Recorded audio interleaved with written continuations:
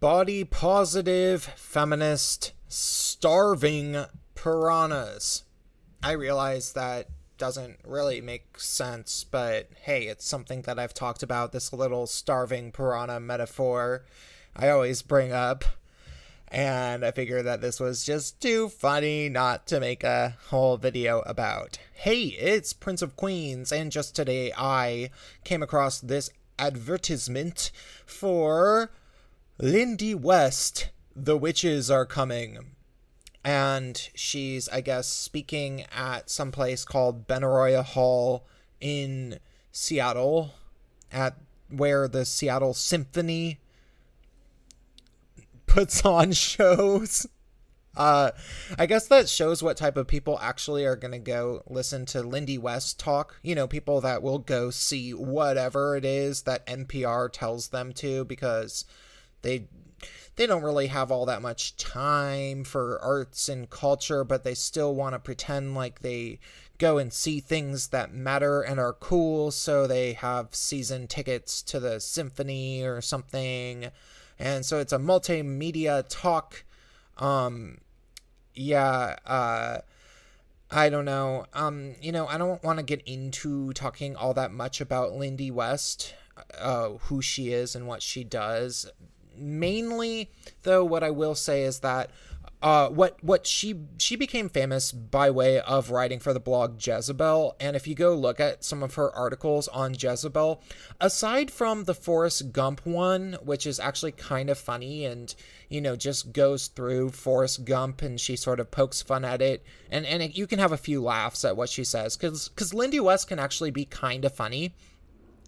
But aside from the Forrest Gump one, I think every single article that Lindy West published on Jezebel was like vehemently man-hating, misandrist, sexist, like disgusting articles. She was just, I don't know what would inspire such a person to think that it was cool to write the type of blogs that she did.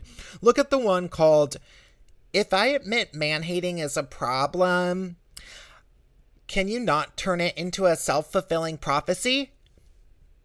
Yeah, just go read that one. It's pretty ridiculous. So that's how she became famous, was through Jezebel. And through Jezebel, she got a gig debating Jim Norton about comedy on a show called, what was it called? Totally Biased, and she totally lost the debate. Her point was that comedy should be censored because of rape jokes, or maybe not censored, but I wouldn't want to say that that's what she was saying. She was saying that comics shouldn't make rape jokes, and Jim Norton was saying, no, it's comedy. There are no rules. If someone is trying to be funny and they succeed in being funny, they're trying to be lighthearted. They're trying to make people laugh. They're trying to get people to forget about their problems by sometimes, reminding people of the worst things in the world. And that's what comedy is all about. Jim Norton won the debate, hands down. But then Lindy got a lot of, trash talking on Twitter, as what would obviously happen, and then she turned that into proof that somehow she won because she became a victim. That's basically what put Lindy West on the map, as far as I know. So that's what's happened, and she's written a memoir book about, I don't know, her life and being a victim. And as far as I can tell, that's what it seems to be. And so she's going to be talking about what you would think that she's talking about. So this is what they say. Hailed by Lena Dunham as an essential and hilarious voice for women. Hailed by Lena Dunham as an essential and hilarious voice for women. Right. They couldn't find anybody else better to endorse her. Lindy West is ferociously witty and outspoken, tackling topics as varied as pop culture, social justice, and body image. That doesn't really sound all that varied to me. That sounds like she talks about herself. I mean, that's just what it sounds like to me, knowing what she actually is. And it's rather funny that, you know, she's endorsed by Lena Dunham and that they're advertising that. Yeah, let me take a look at some of the comments here, because I wonder if people are excited about this, you know? Because, like, you would think that Lena Dunham's fans would be into Lindy West's fans, or, sorry, you know, the fans would be the same fans, and, like, you know, you would think that there's a lot of crossover, and I don't know, maybe Lena Dunham doesn't actually have fans, but maybe she's a big voice. I don't know. Let's look. By the way, of course, if you actually write anything to any of these people commenting, you're a horrible person and I hate you, don't watch my channel. So, okay, this person, Kristen, says, Lena Dunham has no business in the vicinity of Lindy. What are you even doing? And Marjorie says, Lindy is a bigger draw than Lena Dunham. Rethink your promo. That might actually be true, to be perfectly honest. Amy says, Lena Dunham's opinion is not the best way to promote Lindy. FYI, Lindy stands alone in her amazingness. Ethan says, yeah, no. People who like Lindy were done with Lena Dunham years ago. Pick a new celeb blurb. Well, maybe there aren't any, Ethan. Maybe that nobody else is stepping up to endorse Lindy West. I mean, this is the person who quit Twitter because she said that everybody on Twitter is mean and they're all trolls, and I don't remember what she said. Look up her Guardian article about why she quit Twitter. It's basically like, oh yeah? Well, I never liked you guys anyway. So, Danson Daniels. Lena Dunham isn't a name you need to invoke. Tamra Plifston. Ugh, I'd rather shove forks in my eyes than see anything associated with Lena Dunham. I actually liked that reply because, like, she's at least saying that she's not going to go to see Lindy West anyway. Even though the shoving forks in her eyes part isn't, you know, necessarily the most witty joke, but, you know, at least she is providing support to the greater cause, which is just not going anyway. Not because it has anything to do with Lena Dunham. Well, but just because she's not even going, right? Okay. Bessel Ziv. Okay, I have no idea how to say that name. Yes, what others are saying. Why would you damn your promotion of this artist, Northwest Associated Arts, by invoking LD? Kelly says, who TF cares what Lena Dunham thinks? Lindy West stands on her own. Becca says, drop that Dunham blurb. Gianna Carby. Okay. LMAO. Using a child molester and fake victim to promote somebody else is not a good move. It makes Lindy and you look bad. Yeah, this is true, by the way. Lena Dunham basically molested her little sister. I didn't ever really read that much of it. And if I did, it was a long time ago, and I don't really remember it that well. But it was pretty bad, and I mean, she was a minor at the time, I certainly believe, but it's still kind of bad. And then I think that she also said that she was raped or something, but she wasn't really, or whatever. And the funniest thing about Lena Dunham, in my opinion, was the way that she talked about this football player that she sat next to. She sat next to this black football player named, I believe, Odell Beckham, at a Met Gala in New York City, like the Metropolitan Museum. And he's pretty cute. Like, he's a good-looking guy. And he just ignored her. Like, he didn't want to talk to her at all. To the point where I don't know if he just ignored her, or maybe even his manager told him, don't talk to this girl, she's crazy.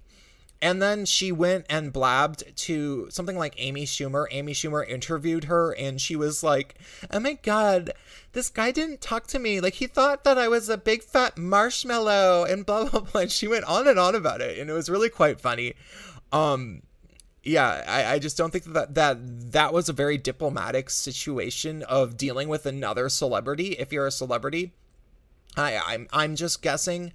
You know, I'm not some sort of big celebrity, but even on YouTube, you don't talk about other YouTubers on live streams in such ways unless you know, are expecting to get a little bit of heat, you know? So she should have known not to talk about some, like, super famous football player to Amy Schumer and talk about how he didn't want to look at her. Okay, so anyhow, the point of this video is that I just want to remind people that feminists hate each other.